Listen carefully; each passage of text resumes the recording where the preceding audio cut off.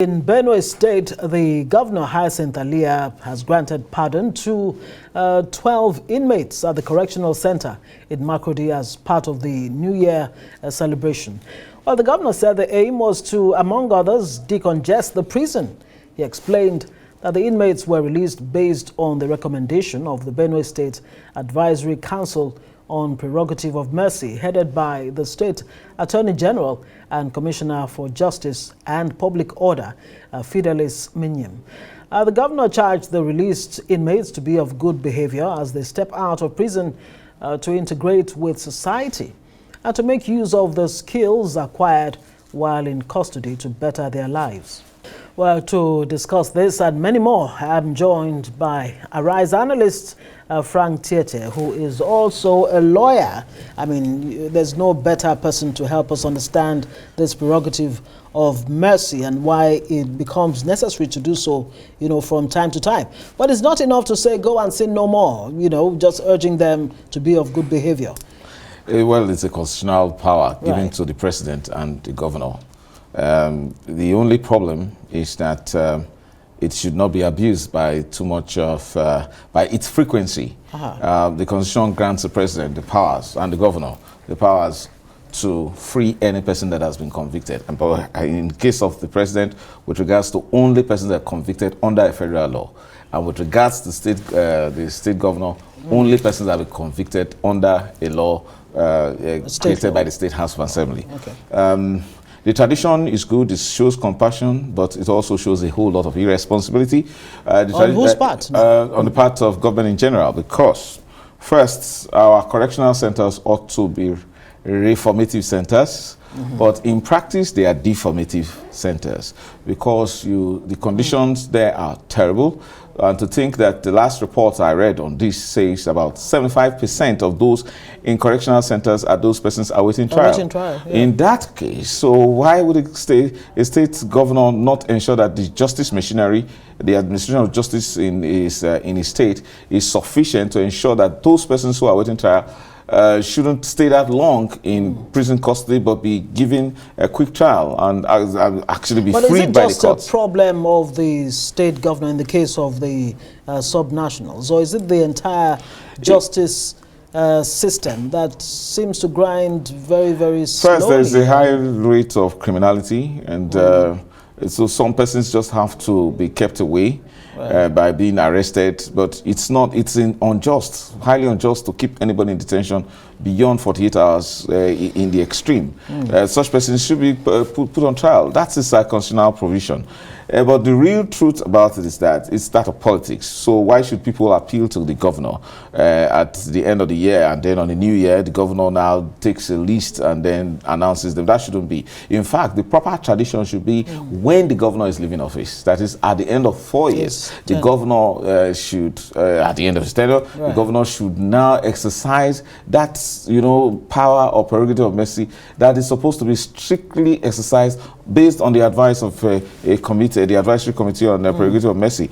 And it shouldn't really be an application from inmates. Rather, it should be a sort of recommendation from prison managers who now say such and such a person is due for consideration. However, it means that we have not seriously considered the practice of parole, because the persons should actually be let off the custody of the prisons if they'll be given a chance to say, look, go and behave. Your sentence is still running, but you have been let off the prison, so show good behaviors in order to have probably your prison sentence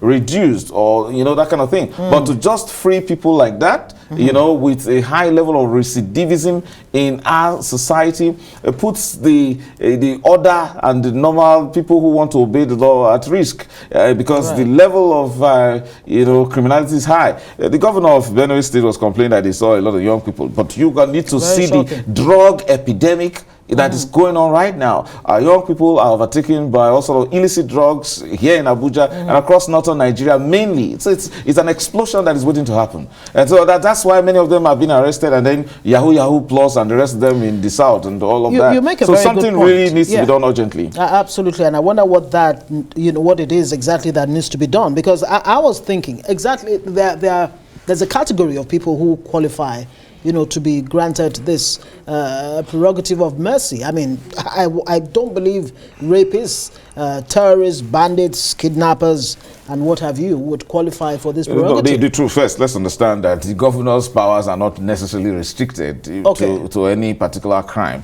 However, the Advisory Council on Prerogative of Mercy is mindful of the issues you have raised. You cannot just unnecessarily release persons who are serving life imprisonment for rape because they are either second or third offenders. That's a huge risk to the community. So you can't allow that. The problem is this. What do our correctional centers do? The state of the affairs in the correctional centers are terrible. The budgets, budgetary allocations there are insufficient. And then the operational mentality of those who run the correctional centers is also,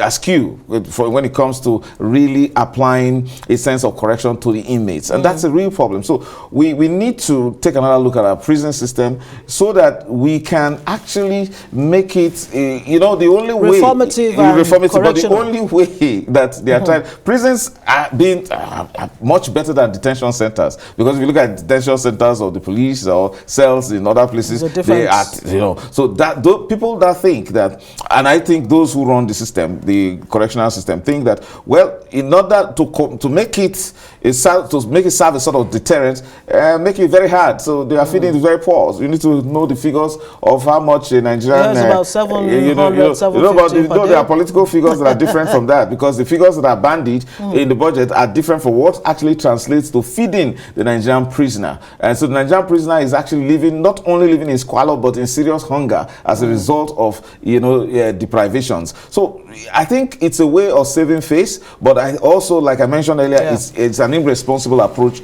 to fighting crime. Let's talk more about those reforms. I mean, it's beyond a name change. It used to be Nigerian Prison Service also, and then we changed to correctional centers. How do we make our prisons or correctional centers live up to the name? There's a lot of money. A lot of money is needed, because these are citizens of Nigeria that have, they considered, or they fell to the pressure of the system and then resorted to deviant behavior, which is criminality. Some of them are actually cold-blooded criminals that need to actually be put away, probably for life and all of that. But because we are humanizing government, we should now begin to take care of those people as if they have all the rights that free people have, and not necessarily think that they should serve some form of deprivation just because they have been sentenced. And I'm also concerned that maybe, do we even have data to ensure that these people that are being freed are not repeat offenders? We need to look at the parole system. We need to look at the parole system so that we can continue. Yes, but we have the laws that actually support that. The Administration of Criminal Justice Law Act can actually be applied in that regard. Frank Tietie, lawyer and a RISE analyst, thank you so much for joining us. Happy New Year again. I missed your tea party. My pleasure. All right.